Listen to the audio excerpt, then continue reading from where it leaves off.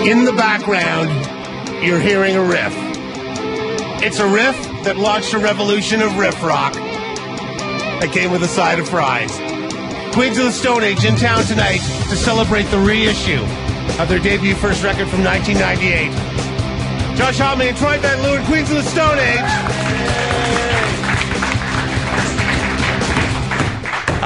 I can listen to that riff all night.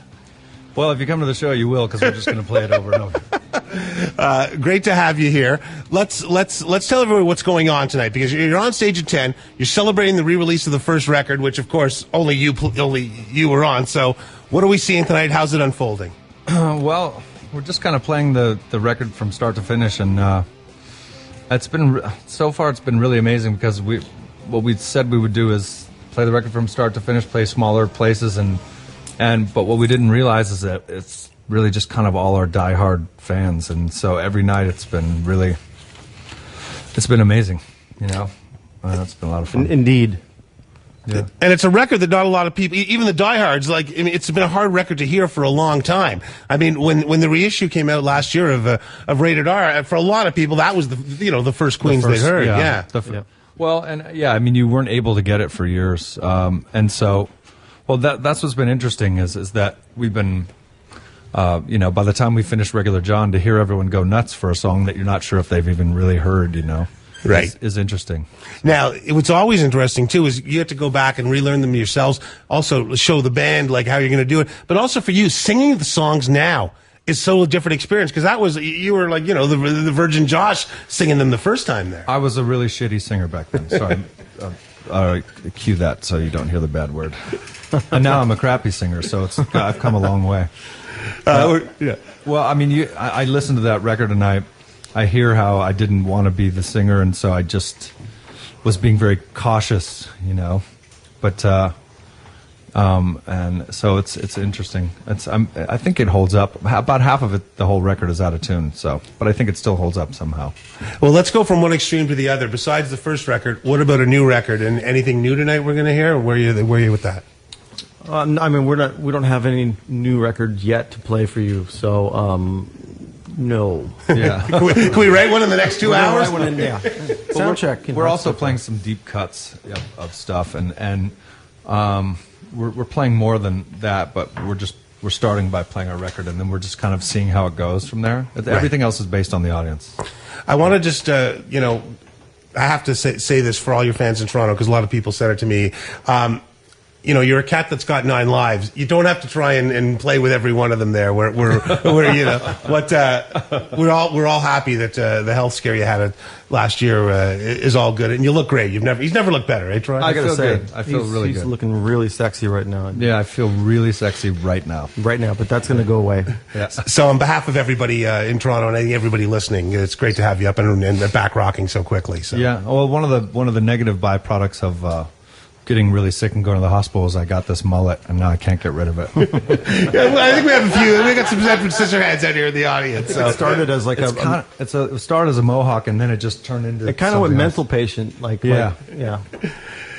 I'm some white robes away from being locked up. I wanted to talk about you being a dad, and how's fatherhood and everything evolving into wearing the rock badge and the songwriting and everything. Well, I've always been someone that loved my family and loved my friends, and that's always been what's most important to me. And having a kid is just another cool aspect to that. I don't discern between what was and what is, Right. I realized I was a total selfish bastard before, and it was awesome. Perfect. Now, you speak of friends and speak of family. I'd like to encourage everyone tonight. I won't be there because I'll be on air to start the sing-along. But you guys, one of the kids celebrating their birthday tomorrow. So let's hope it's Joey's birthday tomorrow. Oh, yeah. Okay. So if all of Toronto, if you guys can make sure you're there, make sure you guys sing Joey Castillo a little happy birthday. Oh, he will totally freak out. Yeah. You ever seen a Mexican guy blush? It's really now, back a long, long time ago, you helped a little band from Toronto called Death From Above, 1979, get on the 9 Inch Nails tour that you guys did right across Canada. Death From Above, reuniting Coachella. Oh, they that's are. right. Oh, good Yeah. for them. Yeah. They're awesome. I just bumped into Sebastian. Yep. I guess there's a rehearsal space where we're playing, and they were jamming there. So good for them. Nice. It was an awesome band. So let's get a timeline going. We got you tonight. You're doing a bunch of shows. What's the timeline for recording a new record, and maybe will we? Well, I mean, basically when we hadn't played for a couple of years because of Sweet Had Vultures and Right. Eagles, death metal, whatever everyone was doing, and we're just kind of enjoying. This has sort of brought us back together. We're going to make a new record. It's going to, either early next year or late this year. I mean, we have a bunch of songs. It's not about that. It's just more about not being in a hurry and just sort of enjoying being in a band for a second. Absolutely. And speaking of bands that we all enjoy, the new Arctic Monkeys record will be out June 7th. And I understand. really good. I understand you've lent a little vocals to it. Yeah, I sang really quietly, and I think they turned it way down. It was a solo. It was solo. Nice. The funniest things happen when you just drink a little with those guys. Sheffield's finest, this side of Richard Homme. Yeah, the northern guys. And I heard a bunch of that record, and it's I'm really happy for them. It's awesome.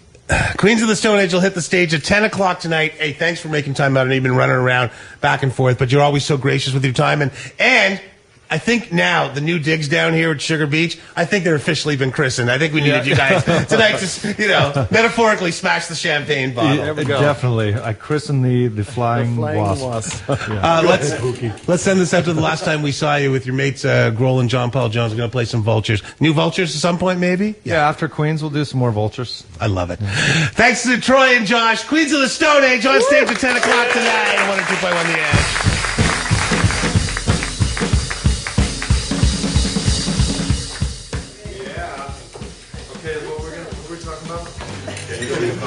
Yeah, it's not really working. Is it working? It's like actually more or less uncomfortable. If somebody exactly, I know that right there, like somebody should be on the phone. Does anyone miss the old place? Yeah. For the radio, like we did some other shit upstairs. Yeah. And that was awesome. The view and the thing. Yeah. But kind of miss the street side. For this. Yeah. We're working on it. Sugar Beaches. Yeah.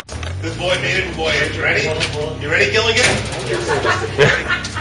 Yes, I am, little buddy. Remember, kids, don't try this.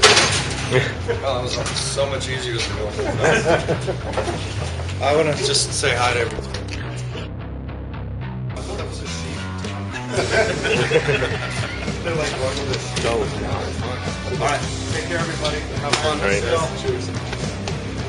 Hey, don't go change it.